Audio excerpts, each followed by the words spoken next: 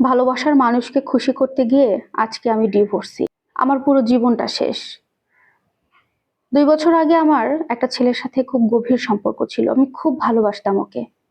হঠাৎ করে আমার বয়ফ্রেন্ড এসে আমাকে বলে ওর জন্মদিনের একটা ছোট্ট অনুষ্ঠান করেছে, সেখানে আমাকে যেতেই হবে।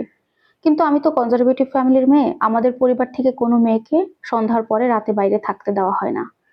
কিন্তু আমি আর কি করব, ভালোবাসার মানুষকে খুশি করতে বাবা মাকে মিথ্যা কথা বলে সেদিন রাতে আমি আমার বয়ফ্রেন্ডের জন্মদিনের অনুষ্ঠানে গিয়েছি।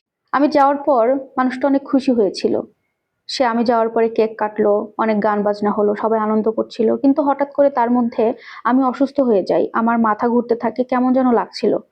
আমি অজ্ঞান হয়ে পড়ি। যখন আমার জ্ঞান ফেরে তখন দেখি আমি আমাদের বাসায় বিছানায় শুয়েছি। মাকে ডেকে জিজ্ঞেস করলাম, মা আমাকে কে রেখে গেল বাড়িতে? মা বলল, তোর দুটো বান্ধবী আর একটা বন্ধু এসেছিল, তুই নাকি মাথা ঘুরে পড়ে গিয়েছিস। তখন ব্যাপারটা শিওর হওয়ার জন্য আমার বয়ফ্রেন্ডকে কল করলাম, কিন্তু সে আমার ফোনটা রিসিভ করলো না। আমি ভাবলাম হয়তো ব্যস্ত আছে, তাই ফোনটা ধরছে না, পরবর্তীতে কোনো এক সময় ধরবে। কিন্তু সকাল পেরিয়ে রাত হলো, দুপুর পার হয়ে গেল, পরের দিন সকাল, তাও সে আমার একটা ফোন রিসিভ করলো না, ব্যাকও করলো না।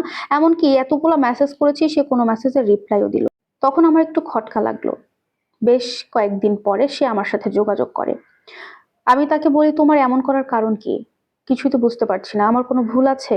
বলে যে না, আমি অনেক ব্যস্ত হয়ে গেছি, তো তাই কথা বলতে পারছি না, তুমি আমাকে ফোন দিয়ে জ্বালিও না, আমি ফ্রি হলে তোমার সাথে কথা বলবো। আমিও তেমন কিছু মনে করি না, ব্যস্ত হতেই পারে যেহেতু কাজ করে। তো এভাবেই আমাদের 5-6 মাস রিলেশনটা কন্টিনিউ হয়, কথা হয় হয় না এভাবে।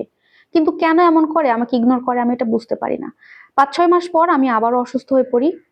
তখন ডাক্তার আমাকে একটু পরীক্ষা নিরীক্ষা করে টেস্ট দেয়, সেগুলো রিপোর্ট দেখে আমাকে জানায় আমি প্রেগনেন্ট। এই কথাটা শুনে আমার বাড়ির লোক যতটা অবাক হয়েছে, সব থেকে অবাক হয়েছি আমি। কারণ আমি কিভাবে প্রেগনেন্ট হলাম আমি জানি না। সেদিন আমার মনে পড়লো সেদিন রাতের কথা। আমার আর বুঝতে বাকি রইলো না কেন বয়ফ্রেন্ড আমার সাথে এমন আচরণ করছে। তখন আমি আমার বয়ফ্রেন্ডের সাথে অনেক কষ্ট করে যোগাযোগ করি, তাকে সবকিছু খুলে বলি। কিন্তু সেদিন আমার বয়ফ্রেন্ড আমাকে কি বলেছিল জানেন? আমাকে বলেছিল, তোর মতো মেয়ের সাথে শুধু শুয়ে থাকা যায়, মজা করা যায়, ভোগ করা যায়, কিন্তু তোর মতো মেয়েকে বিয়ে করে সংসার করা যায় না। তুই আমার কাছ থেকে দূরে থাকিস, আমাকে আর ডিস্টার্ব করবি না।